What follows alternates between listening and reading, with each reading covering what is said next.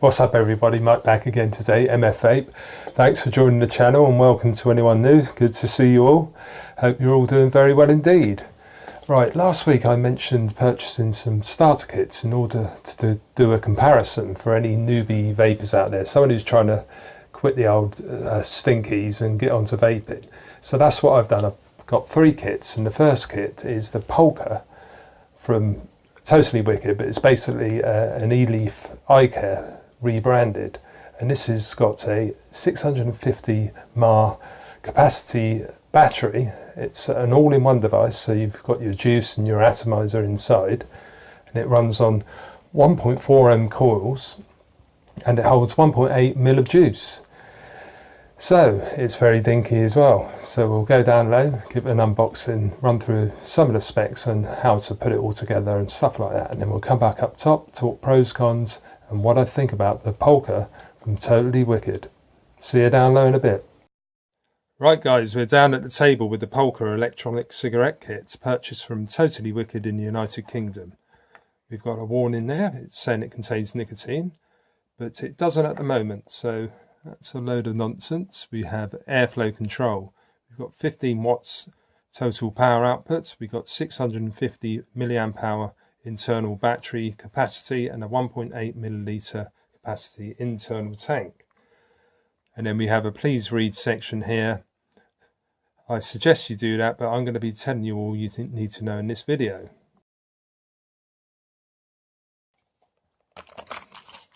We have a nice detailed user manual here.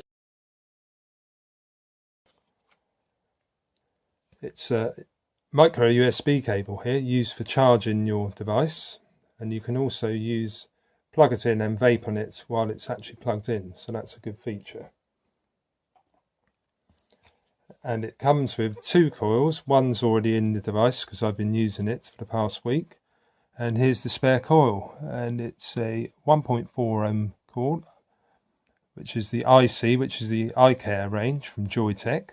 It's just been rebranded as the Polka, I believe, and 5 to 15 watts. Right, so here's our Polka. Excuse the juice on it. It's very hard to clean this one because you don't really want to be running it under the tap because of all the electrics there. But like I said earlier, it's a 650 milliamp hour battery, which isn't a lot in today's standards, but because you're running a higher ohm coil, like a 1.4 ohm coil, it does give you a decent battery life anyway. It's 30 millimeters across, it's 75 in length, and 14 millimeters depth.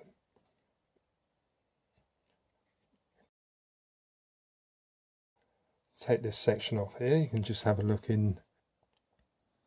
This rectangular piece here comes in very handy. I'll show you that in a minute. This is the mouthpiece where you will actually breathe your vapor into your lungs. And this device actually has no on-off button or anything like that. It actually works by a vacuum. So when you actually pull through the mouthpiece, it actually triggers the atomizer and vaporizes the e-liquid. So we'll talk more about that later. This section here says don't touch. It looks like a juice filling port, but it's not. And I'll just show you how you take the shaft out. This rectangular piece here actually slots in to the top of this shaft section. So you twist it anti-clockwise until you feel it come off the threads. Highly recommend you use this tool because I tried it with my fingers the first time I bought it and it's very hard work. So you pull this section out here. Right, so I'll show you the airflow control ring, which is here. I've currently got it set on 2 holes, but you can undo it. You can have it all the way open, which is 5 holes, and then you can just reduce it 1 hole at a time to whatever airflow you feel comfortable with. It's quite hard to see because it's like microscopic, but that's on 1 hole at the moment. Like if you want a really tight draw, I suggest leaving it on there. The way I've been using it is with 2 holes open, and that's like a perfect replicates like a cigarette sort of drawer. And you've got a couple of O-rings there, and they help when you push it back into the top piece, help it seal. Right, the atomizer screws onto the bottom here.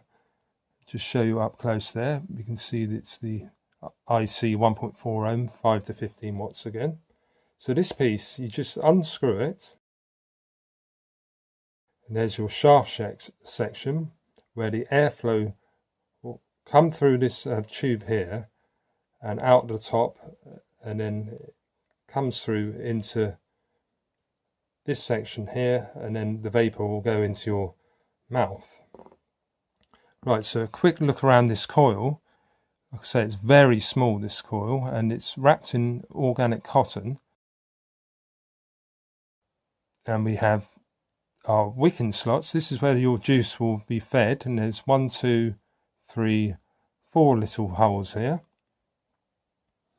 And I recommend using a like a higher PG base, like 50-50 I've been using on this, because the higher the PG, the thinner the liquid. And because they're not very big wicking slots, you might find a higher VG base might not wick so well. And what you do is, before you start vaping on it, it's imperative you prime up the coil. This one's already been used, but I'll just show you an example of how to do it. You put 2 or 3 drops in there, let it soak in, and then you might need to do that a couple of times. Like I say, this one's already been used, so it doesn't need much more. And then all you do is screw it back onto your little tube here. Make sure that's nice and tight. There's another O-ring in there which helps seal it. The actual juice goes in the same section that you put the tube in, which is a little bit of a con really, but we'll talk about that later. And this piece here, you see that filling level line there? Obviously from the bottom there, that's the highest point, the max that you can put your liquid in. Right, that's plenty in there. So then you grab your tube. We've already set our airflow, so we're happy with that. Put it back in, and instead of doing it by hand, grab your little tool here, line up where the rectangle is, and you might need to go backwards a couple of times first, just so you can catch the thread. So like I say, these threads aren't the best in the world. So you turn it clockwise now until it stops turning, and when it's stopped, then you're ready. So this section here, you don't need to worry about, but when you're putting the top cap back on, you put obviously that piece in there, and that one just slots in there like that. And then you're good to go. Like I said earlier, it requires a suction in order to fire the atomizer. So we'll show you that when we go back up top. But some other points I need to mention. When you are inhaling, when you're vaping on this, the battery level will obviously decrease over time. And it glows green when it's between 16 and 100%. Between 6 and 15% it's yellow, and between 0 and 5% it's red. And then it will just suddenly stop working when the light will go out when it's time to recharge it. I recommend charging it when it gets down. You'll know when you need to recharge it, because with this type of device there's no variable wattage or voltage, so basically as the battery drains, the performance will also drain, because you'll get less wattage going to the actual atomizer. Right, I think that's all we need to say about it. So we'll go back up top, and I'll tell you what I really think about this Polka from Totally Wicked.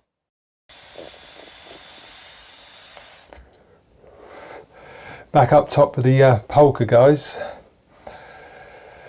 Yes, what a dinky little device this one is. You can just slip it in your shirt pocket, you can throw it around, it doesn't really leak or anything like that. It's just, I really have been getting on with this one actually. It's for £10 you can't really grumble. But what do I think of it really though? Well, let's go into the cons. this really could do with a better filling mechanism, because like I showed earlier, you need to take the top off, then you have to unscrew it, take the shaft out, get juice over your fingers, fill it up and put it all back together. And it's just a little bit of a pain in the arse to do.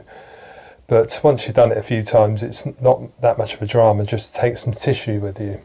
So that's the first real con for it. The second con is the fact if you want to adjust the airflow, you have to do the same thing. Take it all apart, adjust the little airflow ring to get it to the best setting for you. I tend to put it on with just 2 holes open, because I think it gives a nice sort of semi-tight draw, but the flavour seems to hit a bit better in that manner. I'm a bit of a direct to lung vapor really, which is where you get your big mods, big cores, and take a really big hit with 3 milligram juice. And so it was a bit of a transition to try and get back into doing mouth to lung. But I have been quite impressed. I started off on 6 milligrams with this, and I was finding that's not enough. And for a newbie vapor, I would suggest having anywhere up from 12, 16 milligrams to start off with, because like I say, you're not getting tons of vapor with this. So I'll just give you an example here.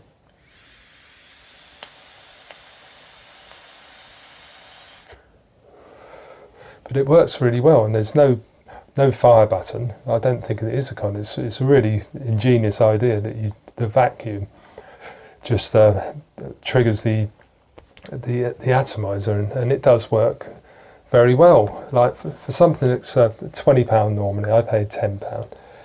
It does what it should do, but like I say, you do need to get a higher strength nicotine, like anywhere up to 18 milligrams. I would suggest. Like, what other cons are there? Right, the airflow and the refilling are the main cons. You can't replace the mouthpiece, so you're stuck with what you got. It is very comfortable though, no dramas at all. The battery life is really good on this. For 650 mAh, it actually lasts for ages. I've been taking it to work with me every day for the past week and a half or so, and I have been alternating it with the other 2 mouth to lung starter kits that I've been reviewing too. But it was lasting me all day. But you may need to charge it once during the day if you're just going to use this as a standalone device, or purchase 2. Like at the moment they're £10 from Totally Wicked, and I still think they've got some in stock, but you'd have to have a look. But yeah, it's a nifty little device really. Right, on to the pros. It fits well in the mouth, it's very light, and the flavour's not too bad at all.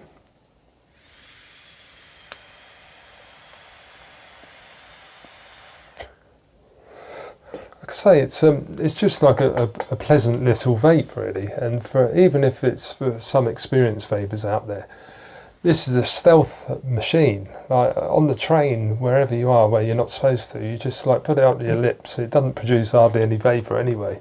Put some high nick in there, and it gives you satisfying vape. And I've been using it tons. I just take it with me wherever I go, along with my other sub-ohm devices. But if you're stuck in a situation where you just fancy a quick puff without creating too much attention, this is a good little device. And yeah, I think I would recommend it to a new vapor.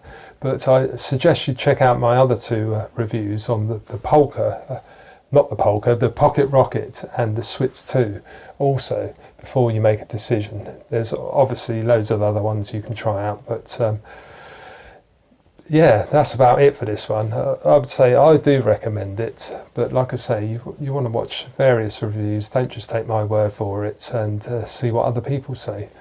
Anyway, that wraps it up for this one, guys, and I hope to see you again very soon. And thanks for watching. Cheers.